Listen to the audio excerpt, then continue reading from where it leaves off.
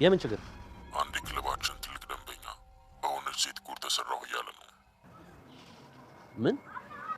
ሰውየው ብላክሜል ተደርጓል። ክለቡ ያሉ ሰዎች ልጅቷ ማን እንደሆነች በካሜራ ታውቃለች ብለዋል። እኔ ጋር የቀረ ብዙ ገንዘብ እንዳለሽ መዘንጋት የለብሽ። እንደዚህ አታደርጊም እሺ?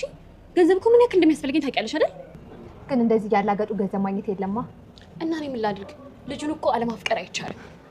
በዛ ላይ ድምጽ፣ እሱም ደግሞ ሳይከየፍብኝ የቀረ አይመስለኝም። የሆነ ሙዚቃ እየዘፈነ ነበር። ለእኔ ዘፈነው ይመስለኛል። ለማንኛውም የሰጠውሽን ገንዘብ ሁሉ አሁኑኑ መልሽኝ። እና ይችኛዋንም ገንዘብ ሰጠል ተባራት ማለት ነው። ምን ላድርግ? በዚህ ላይ እውነቴን ነው። እንዳንቺው ድርቋ ተነስክልሽ። በዚህ ላይ መርዞ ሌላ ጓደኛ እንደሌለሽ ነግሮኛል። እውነት መርዞ እንደዛ አለክ? አዎ። ምን ነው ፍቅረኛለሽ ነው? አረ የለኝም። ሲጀመር ፍቅረኛ ይሞታል። ቆይ ግን ሁሉ ነገር እኛ ላይ ይሆን ያለው ለምንድን ነው? ላዩ አንቺ አብደሻል እንዴ? እንዴት ነው በመስኮት አምልጠሽ የምትመጪው? እና ታዲያ ምን ላድርግ? አንተ አትመጣም ስትናፍቀኝ። ታዲያ ምን ላድርግ? ዱላይ ይሄን ቢሆን እኮ ላንቺ በጣም አደርጋለሁ።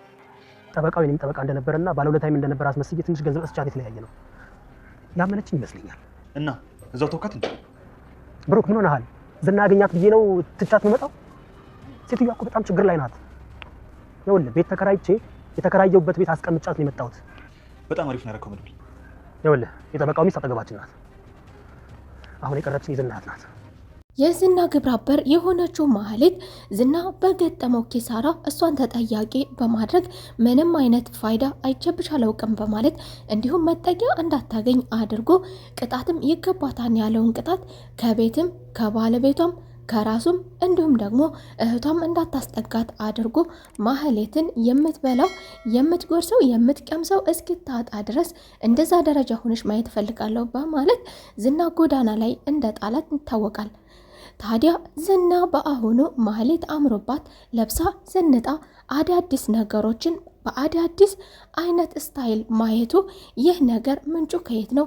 ምን እያደረገች ይሆን የሚል የተለያየ ጥያቄ እያሰበና እንዲሁም እሷንም አግኝቶ በአካል እየጠየቃት ሲሆን ነገር ግን ማህሌት ምንም ነገር እንዳልተፈጠረና እሷም ዝም ብላ ከአንዲት ጓደኛዋ ጋር ተዋውቃ የተጠጋች አድቻና ብቻ መጠጊያ የሌላት አድርጋ ነገሮቿን አሁንም በውሸት እየሸፋፈነች ቢሆንም ነገር ግን ዛሬ ደግሞ ካሌብ ወደ ዝና በመደወል ማህሌት ከዚህ በፊት ያደረገችው ነገር በክለባቸው ተጠያቂነትን እንዳመጣባቸውና ለዚህ ነገር ደግሞ ተጠያቂ እንደሆነች ማህሌት እንዲሁም ደግሞ ዝናን አንዲት ሴት ከክለባችን አንድ ደንበኛችንን አክስራለች፣ ብዙ ገንዘብ አክስረዋለች፣ እንዲሁም ክህደት ማጭበርበር አጭበርብረዋለች።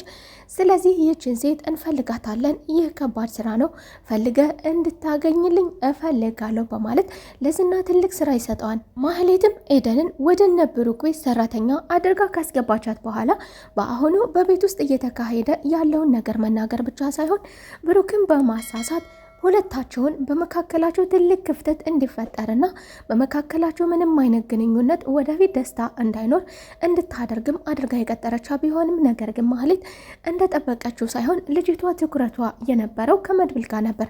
እሷ እየጠበቀችው ሌላ ነገር ግን ልጅቷ ደግሞ እየተጠባበቀችና እያወራች ያለችው ስለ መድብል ብቻ። ሆኖም ግን ስለ መድብል ቢሆንም ደግሞ ስለ መድብል ያመጣችላት አዲስ ወሬ ስለ መቃብሩ ጠበቃው በተቀበረበት ቦታ የሱ መቃብር መቆፈር ምን አይነት ውጤት እንዳመጣ መቼም እንዳልተኛሽ እርግጠኛ ነኝ። ስለዚህ መድብል መቃብሩን ከቆፈረ በኋላ ሊቆፍር ነው ሄደው ብለሽ መልእክት ነግረሽን ነበር። ታዲያ ወደ ቤት መጥቶ ምን እንዳላቸው ለማወቅ ጉጉት ያደረባት ማህሌት ነገር ግን ምንም አይነት ነገር ልጅቷ እንደማታውቅና በሰዓቱ ተኝታ እንደነበረ አሁን ይህንን ነገር የማታደርጊ ከሆነ እኔ የምልሽንና የማዝሽን የማታደርጊ ከሆነ ከዚህ በኋላ ሂሳብሽን እኔም ከዚህ በኋላ ሂሳብሽን ማሰብ አቆማለሁ በማለት ትኩረቷን ብሩክ ላይ እንድታደርግና ሁለታቸውን እንድታጣላቸው ሆኖም ልጅቷም ኤደንም አዲስ ነገር ለምን እኔ አዲስ ሀሳብ አልሰጥሽም ማህሌትም አዲስ ሀሳብ እንደማትፈልግና ገንዘቡም ሀሳቡም ከወደ እሷ ብቻ እንዲሆን እንደምትፈልግ የነገረቻ ቢሆንም ነገር ግን እሷ ለምን ሉላን አንጠቀምም የሚል ሉላን አዲስ መጠቀሚያ አድርጋ ትነግራታለች።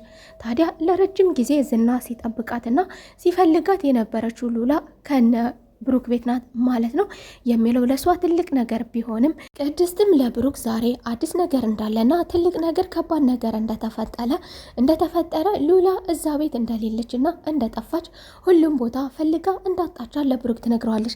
ታዲያ ብሩክም ለመድብል በመደወል የችግሮች ሁሉ መፍትሄ ወደ ሆነው ወደ መድብል ወደ ትልቅ ወንድሙ በመደወል ሉላ እንደጠፋችና እነሱ መፈለግ እንዳለባቸው ዝና ቀድሞ ከማግኘቱ በፊት ችግር ውስጥ እንደሆነች ይቺ ልጅ ስለሚታወቅ ታዲያ ፈልገን ልናገኛት ይገባ ሲል መልእክቱን ቢያስተላልፍም ነገር ግን መድብል ደግሞ ይህንን ነገር እንደሚያውቅና ሉላ እንደደወለችለት በመስኮት እንዳመለጠችና ከሱ ጋር እንደተገናኘች እሱም ከሞገስ ጋር እንዳገናኛት በአሁኑ ከሞገስ ጋር ከዚህ በፊት እሱ ተከራይቶ ስን ያስቀመጠው ቦታ ስላለ ምንም አይነት ችግር እንደሌለው የሉላ ከዛ ቤት መውጣት ምንም አይነት ችግር እንደሌለው ተናግሮ እሱ ሌላ ቀጠሮ እንዳለው ከጠበቃው ጋር እንደሚገናኝና ጠበቃው ያለበትን ቦታ እንዳወቀ እንዲሁም ደግሞ የጠበቃውን ባለቤት እንዳገኘም አዲስ ነገር ነግሮታል። ታዲያ ልጆቹም ክፍለ ሀገር እንደሆኑና የጠበቃው ሚስት ችግር ውስጥ እንደሆነችና እሱም ቤት ተከራይቶ እንዳስቀመጣት እንዲሁም ደግሞ ጠበቃው የቅርብ ጓደኛው እንደነበረና የእሱም ጠበቃ እንደነበረ ጓደኛው እንደነበረ በማለት ራሱን ቀይሮ ነገሩን እውነት ቀጥታ ከመናገር ይልቅ በተዘዋዋሪ ጓደኛው እንደነበረ አድርጎ እሷን ጥሩ ቦታ እንዳስቀመጠም ለብሩክ ይነግረዋል። ገዝም ሉላን በማግኘቱ የተደሰተ ቢሆንም ነገር ግን ጊዜው ስላልሆነ እሷም ችግር ውስጥ ስለሆነች እንድትመለስና ለምን አደረግሽው ያላ ቢሆንም ነገር ግን ሉላ ደግሞ ከዚህ በኋላ ለሰከንድም ቢሆን ካንተ መለየት አልፈልግም፣ የሚመጣውን ችግር አብሬ እቀበላለሁ ስትል ከዚህ በኋላ ወደነ ብሩክ ቤት ተመልሳ እንደማትሄድ ከዚህ በኋላ የቀመሰውን እየቀመሰች ችግር ውስጥ ቢሆንም ችግሩንም አብራ እንደምትወጣ ተስማምተው ወደ ሞገስ ወዳለባት ደሳሳ ጎጆ አሁንም ከዚህ በፊት እንደተለመደው ሉላ ስታደርግ እንደነበረው በትንሽዬ ክፍል ውስጥ ለረጅም ጊዜ እየተደበቀች ስታሳልፍ እንደነበረው ዛሬም ይህንን ህይወት ተቀብላ ከሞገስ ጋር አብራ ሄዳለች። ማህሌትም ከኤደን ጋር ተቀምጣ አዲስ ነገር በመጠባበቋ ለኤደን የቤት ስራ እየሰጠቻት የነበረውን እየተነጋገረች እያለ ታዲያ በዚህ መካከል ደግሞ በአቋራጭ የመጣው ዝና በአጋጣሚ ወደዚህ ስመጣ ስላየሁሽ ነው በማለት ለሰላምታ ቢቀርባትም ነገር ግን ማህሌት አሁንም የተለያየ አዳዲስ ባህሪ ካለባበሷ ጀምሮ ውሸትም እንዳለባት ተመልክቷል። በተለይም ደግሞ ጓደኛዋ ብላ ከዚህ በፊት የነገረችው ቤቴ በአሁኑ ደግሞ ኤደን ማለቷ ማህሌት የምትዋሸው ነገር እንዳለ እንዲሁም ደግሞ እሱ ማን ነው በማለት ኤደንም ብትጠይቃት ሌላ አይነት ወሬ ማውራቷ በኤደንም በኩል ማህሌት ውሸታም መሆኗና ማህሌት እሷ እንዳልጠበቀቻ ስታለቃቅስ እንደነበረችው በተቃራኒው ውሸት ስታወራ እንደነበርና በባለቤቷ እንደተበደለች ስትናገር የነበረችው ማህሌት አሁን ከባድ ክህደት እየፈጸመች በሷም እንዲሁም ደግሞ ከዚህ ሰውዬ ጋር ይህ ሰውዬ እጅግ የሚያስፈራ እንዲሁም ደግሞ ለየት ያለ ከሰዎች ከዚህ ሰውዬ ጋር በምን ብትሳፈጥ ነው በምን ግንኙነት ቢገናኙ ነው እንደዚህ የምታወራው በማለት እንግዲህ ልጅቷ ማህሌት የምን ያህል ከሃዲ እንደሆነች ተረድታለች።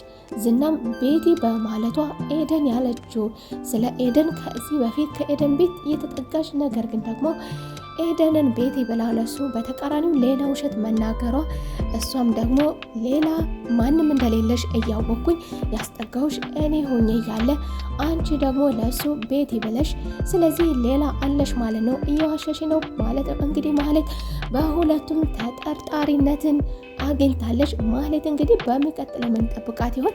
በዚህ ተጠራጣሪነቱ የማህሌት ማጭበርበር የደረሰበት ዝና ይህም ሳይበቃው ደግሞ ካሌብ ጓደኛው ወደ ዝና በመደወል የቤት ስራ እንዲሰራለትና ይህ የቤት ስራ ደግሞ ደንበኛቸው ክስ እንዳቀረበና በእነሱ ክለብ ውስጥ ትልቅ ክህደት እንደገጠመው ብላክሜል እንደተደረገና ይህችም ሴት ካሜራ ውስጥ እንደገባችና የክለቡ ሰዎች እንደሚያውቋት ተናግረዋል እየተባለ ነው። ስለዚህ ልጅቷን አይተ እንድታመጣልኝ እፈልጋለሁ በማለት ካሌብ ለዝና መልእክት አስተላልፏል።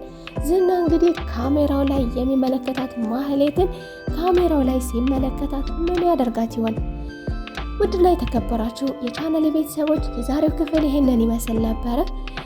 በቀጣይ ክፍል ተመልሰን እስከምንገናኝ መልካም ቆይታ እያልኩኝ ቪዲዮውን ላይክ ማድረግ አትርሱ። እንዲሁም ለቻናሉ አዲስ ከሆናችሁ የደወል ምልክቷን በመጫን ቤተሰብ የሆኑ መልካም ቆይታ